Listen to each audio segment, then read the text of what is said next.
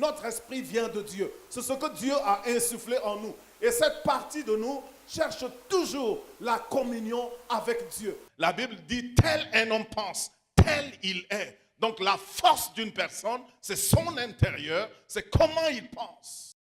Quand vous êtes déjà à un niveau spirituel, quand vous êtes à un niveau intellectuel, quand vous êtes à un niveau social, vous ne faites pas attention. Vous allez être orgueilleux et ne pas vous repentir. Que Dieu soit avec moi ou pas, mon emploi me nourrira. Mais c'est sans compter avec l'imprévisible.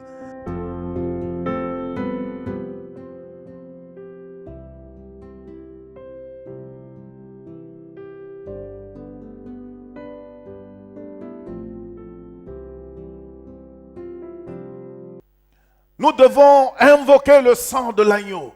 Nous devons couvrir nos vies. Nous devons couvrir nos enfants. Nous devons couvrir nos biens par le sang de Jésus. Le sang de Jésus est une puissance. Je ne sais comment le décrire, mais si vous travaillez, invoquez le sang de Jésus sur votre bureau. Si vous faites des affaires, invoquez le sang de Jésus sur votre entreprise, sur votre affaire. Invoquez le sang de Jésus sur la personne physique que vous êtes.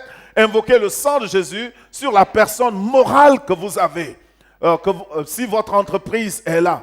Parce qu'il y a des gens qui invoquent le nom de leur Dieu, qui font des choses. Je vais venir à ça après. Mais il y a des forces contraires qui opèrent dans ce monde-là. Il y a des forces qui opèrent. Il y en a qui ne dorment pas. Il y en a qui enterrent les animaux. Il y en a qui versent le sang des animaux. Il y en a qui font toutes sortes de choses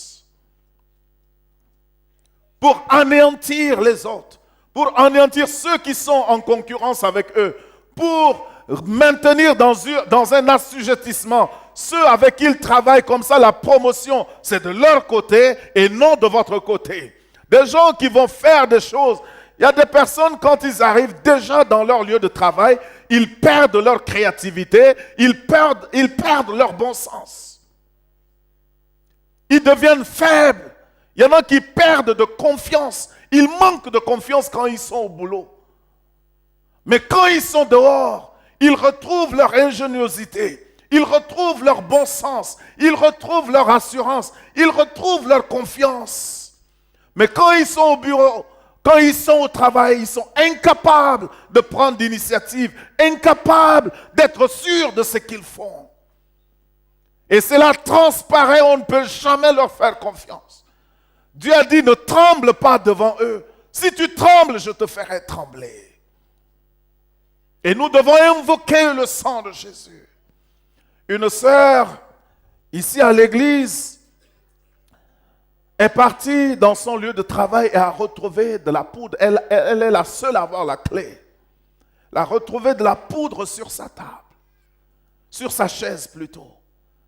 Elle dit qu'elle a seulement dit au nom de Jésus, elle a nettoyé.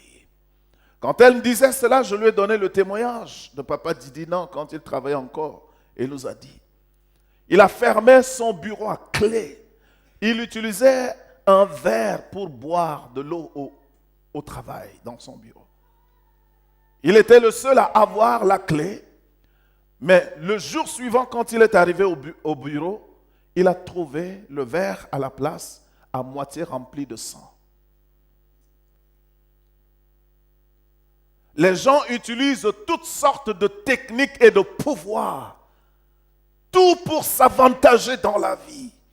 Mais nous avons quelque chose de simple, mais de très puissant que nous négligeons, qui est le sang de Jésus. Et quand Israël avait invoqué le sang sur les linteaux, l'ange a frappé dans toutes les familles en Égypte, sauf chez les Juifs. Si un païen se réfugiait chez les Juifs, il était protégé de cette mort-là. Et Dieu nous a donné cela, parce qu'il a donné au prix du sang de son Fils. Ce qui est le 5e point sous cela, c'est que le sang de Jésus nous qualifie, nous rend éligibles pour des choses qui autrement nous ne méritons pas. Et c'est là où c'est important. Le sang de Jésus me qualifie. Notez Romains chapitre 5, verset 1. La Bible dit, étant donc justifiés par notre foi, nous obtenons la paix de Dieu, la qualification, la justification. C'est-à-dire, Dieu me regarde comme si je n'avais jamais péché quand le sang de Jésus me lave. Et cela me qualifie d'être en présence de Dieu. Cela me qualifie de revendiquer des choses. Donc je suis qualifié, mais je n'ai pas dit que je mérite d'être qualifié. Parce que beaucoup de gens ne peuvent pas accéder à des grandes bénédictions de Dieu. Parce qu'ils pensent qu'ils doivent mériter. Nous ne méritons rien. Mais dès lors que nous acceptons Jésus et nous acceptons de vivre selon lui, c'est le fait de croire en lui qui nous qualifie, qui nous amène sous la coupe à un endroit où la faveur et la grâce de Dieu peuvent nous toucher. Donc le sang de Jésus me qualifie d'être maintenant un enfant de Dieu, un fils de Dieu, une fille de Dieu. Quand le sang de Jésus me qualifie, alors, le sang de Jésus, je ne sais pas si j'ai donné la restauration. Je n'ai pas donné le point restauration. Le point 4, c'était la restauration. Mais notez en 5 restaurations. L'ordre importe peu. Je les cite seulement. Donc, quand je suis qualifié, alors, qualifié d'être fils de Dieu, Dieu me rétablit dans son plan originel, dans son plan de départ pour Adam et Ève. Quand Dieu a créé Adam et Ève, les a placés, il les a bénis. Et il dit, dominez, soyez féconds, multipliez, dominez, assujettissez. Donc Christ est venu. La Bible appelle Jésus le dernier Adam. Le dernier Adam. Donc, ou bien le second Adam. Le premier Adam échoué. Le second Adam. Il semblerait que ce n'est pas deuxième. C'est le second. Deuxième implique un troisième. C'est le second Adam. Quand il y a deux, donc le premier et le second. Donc le second Adam, ou le dernier Adam, selon certaines versions, est venu pour me restaurer et me replacer, parce que le premier Adam a perdu. Il est venu prendre la clé. Mais il n'a pas pris la clé pour régner lui-même sur la terre. Mais c'est pour redonner à ceux qui lui feront confiance. Lui, à son tour, il leur fera confiance avec les clés. Et il doit faire ce que Adam n'avait pas fait. Et quelle est la domination que Dieu a donnée à Adam? L'assujettissement. Le règne que Dieu avait donné à Adam. Quand Dieu a placé Adam et Ève, il n'était pas encore question du combat spirituel. Il était question de dominer physiquement, de régner sur les choses, jusqu'à ce que Adam ait donné sa clé à Satan. C'est en ce moment que le combat spirituel va avoir lieu. Donc, le règne que Dieu donne à ses enfants, c'est de dominer sur l'environnement, dominer dans le domaine du leadership, dominer ici-bas sur le monde matériel. En restant en communion avec Dieu, nous n'étions pas destinés à aller vivre au ciel. Mais c'est parce que nous avons fait de sorte, c'est impossible. Le seul moyen un jour, c'est de tout détruire avec le diable, parce qu'il a corrompu la terre et le peu doivent aller. Mais nous étions destinés à vivre éternellement sur la terre. Et c'est ici le lieu de notre règne. C'est ici que nous devons représenter Dieu. Donc le sang de Jésus est venu me restaurer la clé que Adam a perdue. C'est là où c'est choquant ce dont nous faisons avec le sang de Jésus. Nous n'utilisons le sang de Jésus que pour combattre les démons. Nous n'utilisons la mort de Jésus que pour un combat spirituel dans nos chambres. Mais si c'est pour ça, Jésus aurait pu nous enlever carrément avec lui et partir. Dès que tu crois, il t'enlève, tu vas avec lui. Et il laisse les pasteurs prêcher. Parce que c'est les pasteurs, les évangélistes qui doivent gagner les gens. Toi, qu'est-ce que tu fais ici? Donc ton rôle est en dehors de ça. Mais si tu ne fais pas ton rôle de dominer sur le monde que Dieu a placé, donc nous négligeons un si grand sacrifice. Parce que nous sommes obscurcis. Ou bien nous sommes confus dans nos pensées. Et nous laissons toutes choses. Nous laissons tout dans la main des gens du monde. Enferme-toi dans ta chambre, jeûne et chasse les démons. Ils vont fuir ta chambre. Aller habiter ou rester sur les épaules de ceux qui lui appartiennent. Et il va gouverner ton monde physique.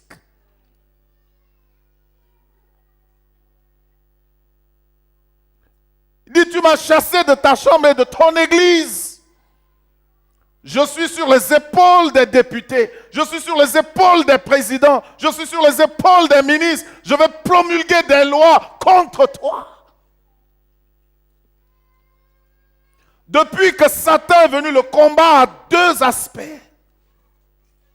Spirituel et physique.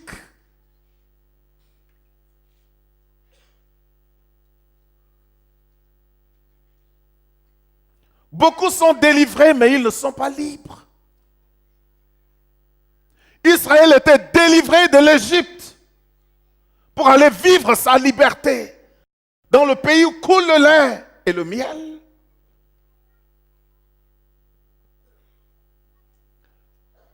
Il faut être délivré, être libre.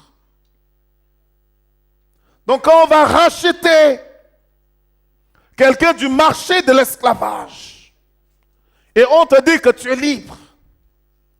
Et tu dis, je suis libre, Dieu m'a délivré. Toutes les chansons que tu veux, chante et dors, chante et dors. Demain, tu repartiras. Dans le chant, c'est toi-même qui vas maintenant repartir. Parce que tu auras besoin de manger. Israël était délivré de l'Égypte. Mais Israël devrait se battre physiquement pour rester libre. Tu es délivré spirituellement, tu es sauvé. Mais le pays où Dieu va t'amener, il y a des fils d'Anak. Il y a des gens qui occupent le territoire physiquement. Il y a des gens qui font des affaires. Il y a des gens qui travaillent, ils ont étudié, ils ont des diplômes. Maintenant, c'est à toi d'aller te battre. D'aller combattre. Il n'y a pas un Dieu qui enferme son peuple et nourrit son peuple toute sa vie. Il n'y en a pas. Les dieux veulent conquérir des territoires. Ton Dieu a déjà, si tu arrives à conquérir spirituellement, cela te donne, c'est-à-dire les forces spirituelles sont vaincues et même physiquement. Ça sème la terreur. Dieu a dit à Noé, vous serez un objet d'effroi, de terreur, même pour les bêtes. Donc le combat est remporté. Mais il faut te présenter. Il faut te présenter là dans le monde.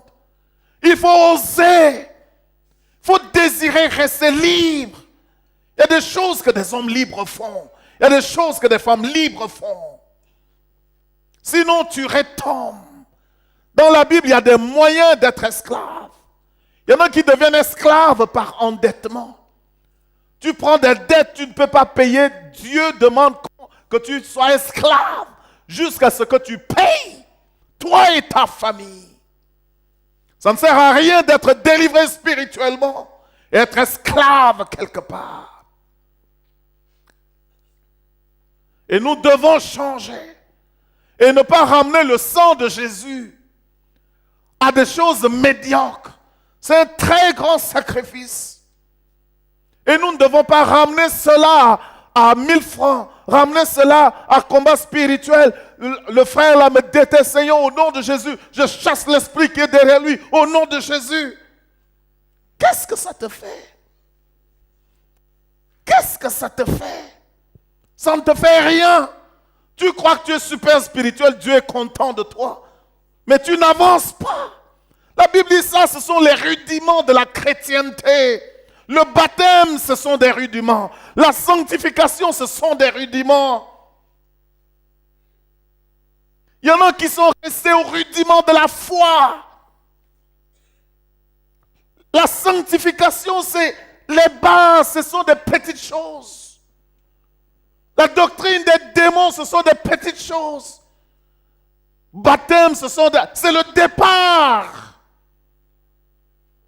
Mais sans jeter d'autres fondations, tendons vers la perfection. Allons de l'avant. Gagnons ces aspects.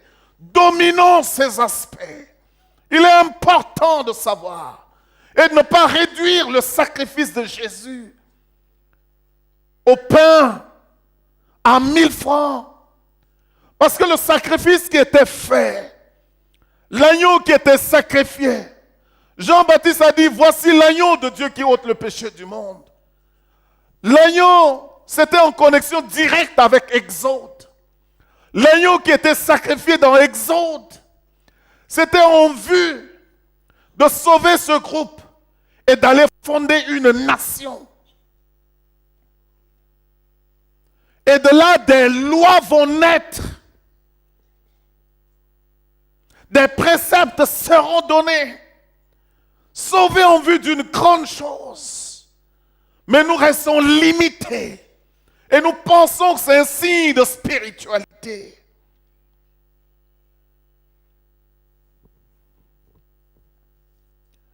Permettez que j'ajoute l'autre force que nous avons. Donc si vous voulez aller loin dans la vie, ne négligez jamais le sang de Jésus. Couvrez votre argent par le sang de Jésus. Couvrez vos engins par le sang de Jésus. Couvrez vos projets. Le sang de Jésus, ce n'est pas physique. Donc quand vous couvrez ainsi, dans le règne physique, l'ennemi qui veut détruire ne pourra pas détruire. Sinon nous allons faire du surplace. Nous n'allons pas avancer. Ce n'est pas par la force, ni par l'intelligence, mais selon le principe spirituel, le principe de Dieu. Invoquez le sang de Jésus sur votre destinée. Invoquez le sang de Jésus sur votre avenir. Invoquez le sang de Jésus sur les terrains que vous achetez. Invoquez le sang de Jésus sur tout ce qui est important. Avant d'aller dans un domaine, invoquez que le sang de Jésus vous précède. Quand vous voyagez et que vous invoquez le sang de Jésus tout au long de la route, vous couvrez le convoi par le sang de Jésus. Vous irez, vous reviendrez en sécurité. L'ennemi ne peut pas approcher le sang de Jésus.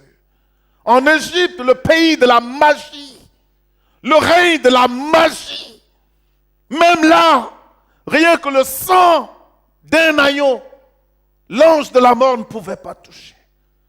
La Bible dit le dernier ennemi qui sera vaincu, c'est la mort. Ça veut dire que la mort est plus fort que le diable. Mais l'ange de la mort ne pouvait pas approcher le sang d'un bélier ou bien d'un agneau.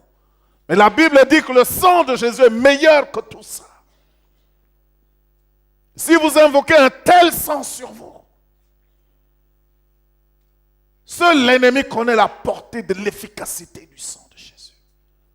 Mais vous pourrez réussir si le sang de Jésus fait partie des armes que vous invoquez. Ce n'est pas physique, mais spirituellement, vous invoquez. Et vous invoquez sur vous. Les gens veulent vous atteindre physiquement. Ils ne peuvent pas vous atteindre. Une femme sorcière a tué 17 pasteurs. Et un jour, quand elle vient au culte, elle cherche à rester en face du prédicateur. Elle en a tué 17. Et ce jour-là, elle va à une autre église, en face du pasteur. Et elle envoie sa flèche. Dans un premier temps, elle envoie, sans touche. Le pasteur n'a rien senti. Deuxième fois. La troisième fois, quand elle a envoyé, elle a vu Jésus se tenir et c'est Jésus qui était atteint par la flèche et le sang coulait à la robe. Et elle s'est repentie ce jour-là. Donc il est important. Ce que le sang de Jésus peut faire, vous ne pouvez pas imaginer. Un sorcier a dit à mon grand frère, de même père, même mère, il lui dit, si tu es chrétien, sois chrétien totalement. Si tu es païen, sois païen totalement.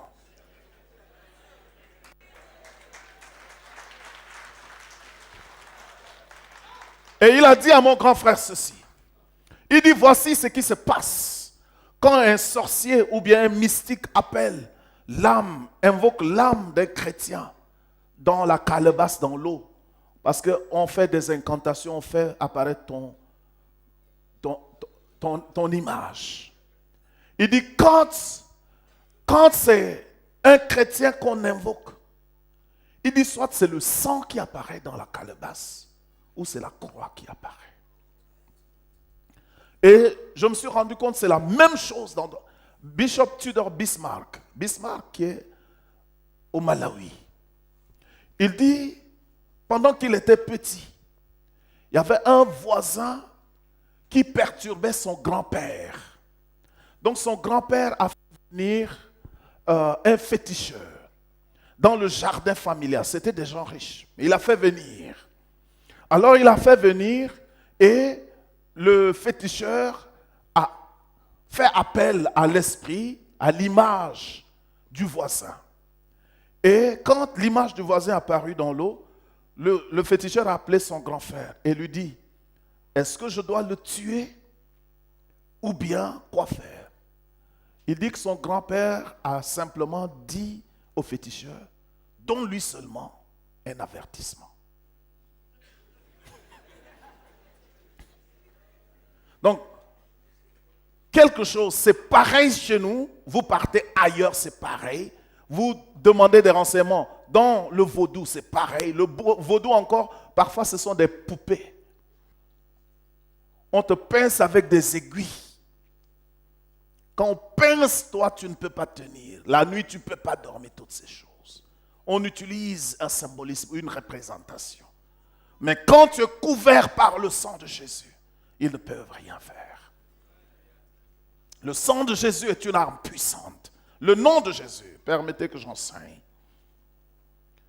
Le nom de Jésus. Le nom est une puissance. Le nom est une puissance. Lorsque vous lisez dans Actes chapitre 3, verset 16, Pierre et Jean avaient guéri quelqu'un, un paralytique. Et les gens les regardaient comme des extraterrestres. Pierre a dit quelque chose. La terminologie est bien, répétitive mais bien. Je vais lire. Actes chapitre 3, verset 16. Je vais commencer le verset 14, verset 13. Le Dieu d'Abraham, d'Isaac et de Jacob, le Dieu de nos pères, a glorifié son serviteur Jésus, que vous avez livré et régné devant Pilate, qui était d'avis qu'on le relâcha. Vous avez renié le saint et le juste, et vous avez demandé qu'on vous accordât la grâce d'un meurtrier. Vous avez fait mourir le prince de la vie, que Dieu a ressuscité des morts. Nous en sommes témoins. C'est par la foi en son nom que son nom a raffermi celui que vous voyez et connaissez. C'est la foi en lui qui a donné à cet homme cette entière guérison en présence de vous tous. C'est la foi en son nom.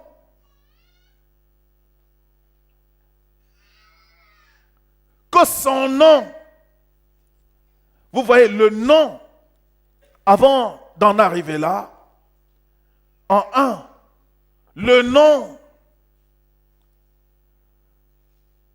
lorsque Dieu a appelé Abraham, toujours dans Genèse 12, Dieu lui dit, je rendrai ton nom grand. Je rendrai ton nom. Dans Genèse, nous avons l'histoire du sang. Dans Genèse, nous avons l'histoire du nom. Le nom représente ou bien personnifie, je ne sais que dire, ton caractère. Les gens associent ton caractère à ton nom. Et cela peut te valoir des titres.